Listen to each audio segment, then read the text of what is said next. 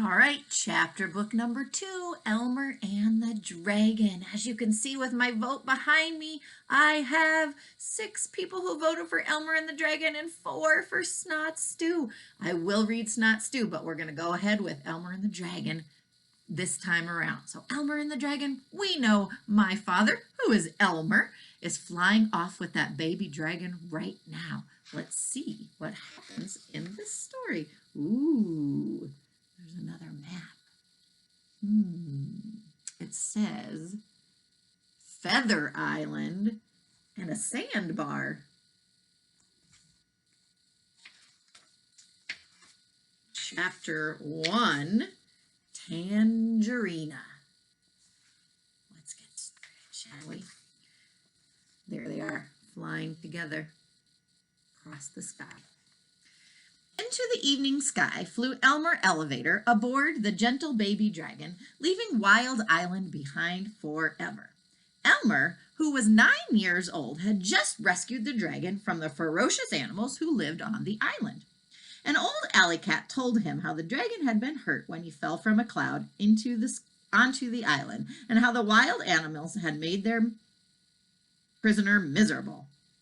Elmer, feeling very sorry for the dragon, and also hoping to fly, remember that was the reason he went after him in the beginning, on his back, had set off to rescue that dragon.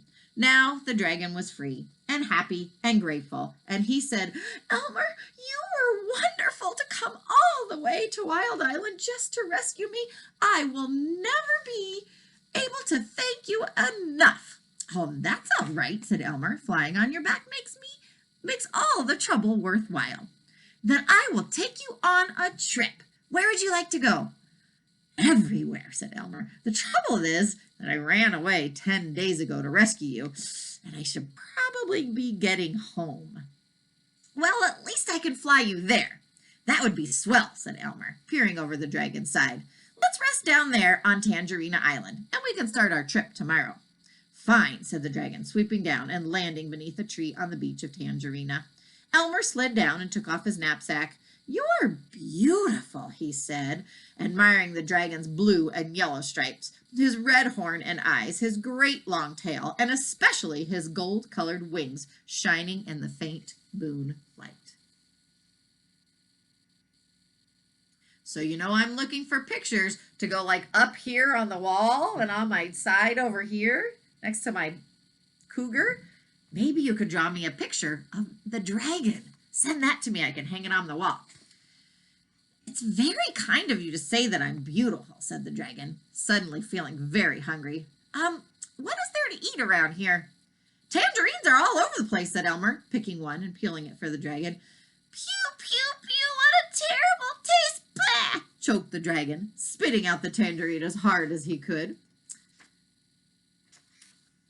"What do dragons eat?" asked Elmer. "Well, I used to enjoy skunk cabbages and ostrich ferns on Wild Island, but I don't see any of those here," said the dragon, looking anxiously up and down the empty beach. "Maybe you'd like the tangerine peelings," suggested Elmer. The dragon closed his eyes and carefully took a little bite off a small corner of the piece of peel. Then he jumped up and down, yelling, "Why, they're delicious!" They're a good combination. One eats the inside, one eats the outside. So Elmer and the dragon ate 19 tangerines. Elmer, the insides, and the dragon, the peels.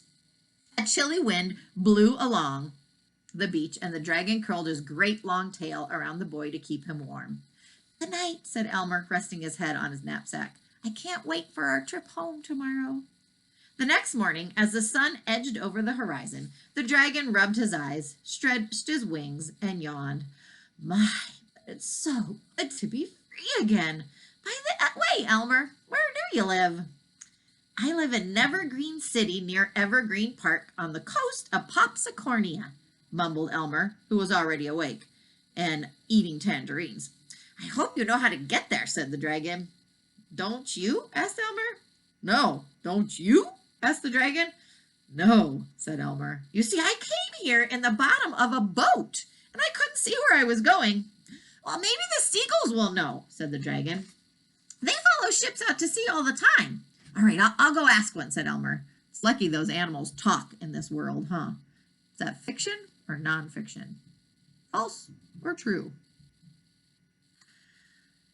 I'll go ask one, said Elmer, suddenly remembering that it would be nice to be home for his father's birthday.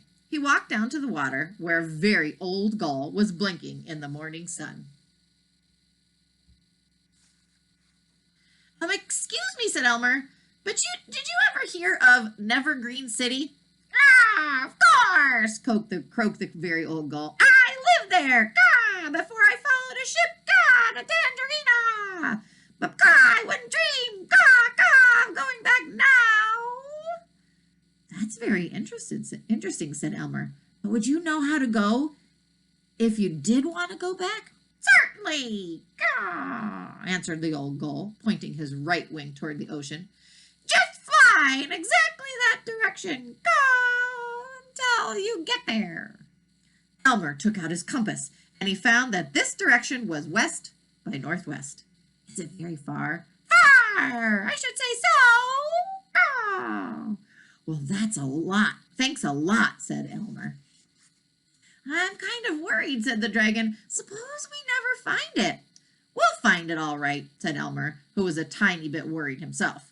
The dragon ran along the beach, warming up his wings, while Elmer packed 69 tangerines, as many as his knapsack would hold.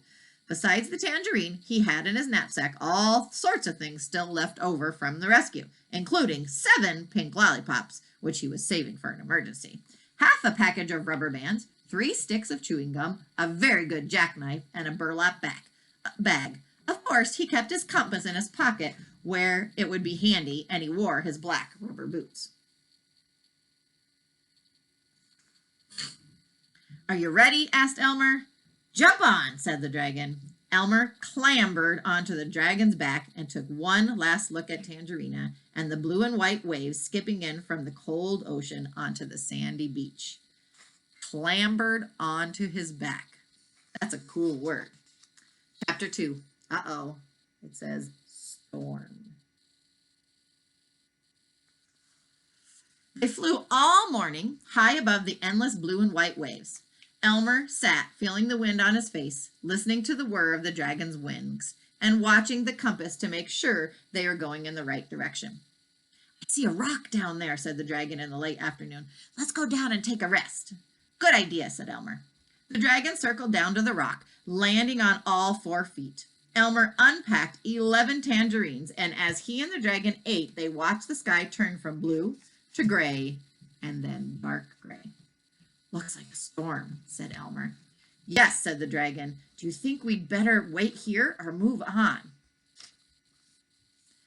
If the wind's bad, the waves will wash right over this rock, said Elmer. But if we keep going, maybe we won't be able to fly up in the storm.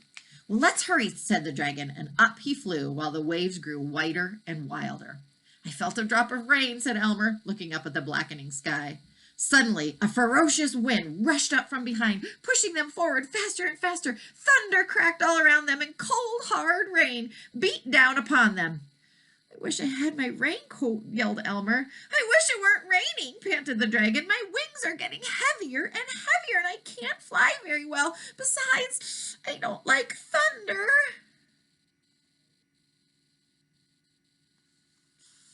The wind blew harder and the rain was colder. Elmer looked at his compass and cried through the rumbling storm. We're going in the wrong direction, he said. I can't help it. The wind's too strong. I can't fight against it, screamed the dragon.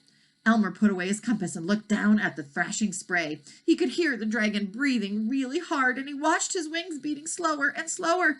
He wondered how long the tired dragon could fly through the crashing storm. I can't go on, puffed the dragon, and he sank through the rain nearer to the cold, wild water. Elmer shut his eyes and held on as hard as he could, trying not to cry and think about home. I'm so sorry, huffed the dragon, that I couldn't keep my promise. Oh, that's all right. You did your best, sobbed Elmer. And then the dragon sank lower, closer to the water. Splash! Elmer, we're safe! I think I landed on sand, yelled the dragon. But don't get off, because the water is all the way up to my knees. Elmer opened his eyes and looked around, but it was too dark to see anything. Are you very comfortable? He screamed above the noise of the storm. It's not too bad, shrieked the dragon, but I think the water's getting deeper. Gosh, maybe you're sinking in quicksand, thought Elmer. No, I don't think so. Anyway, where else could I go? We're just going to have to wait here. Why don't you take a nap? I can sleep standing up, you know. A nap? In the middle of the ocean? In the middle of a storm? Why not? There's nothing else to do. So Elmer lay down along the dragon's back, and they both were so tired that they fell asleep while the thunder boomed all around them. Elmer, my stomach is underwater, cried the dragon, suddenly waking up an hour later. Elmer looked around. The storm was nearly over, but all he could see was drizzling rain and the water lapping against the dragon's stomach. Oh, poor dragon. Would you like a pink lollipop? Asked Elmer, deciding that this was a real emergency. I'd rather have a cup of hot milkweed milk, but I guess a lollipop would help, said the dragon. Elmer unpacked one for himself and one for the dragon, and then suddenly crawled along the dragon's neck until he could put the lollipop into his mouth. It does help a little bit, shivered the dragon.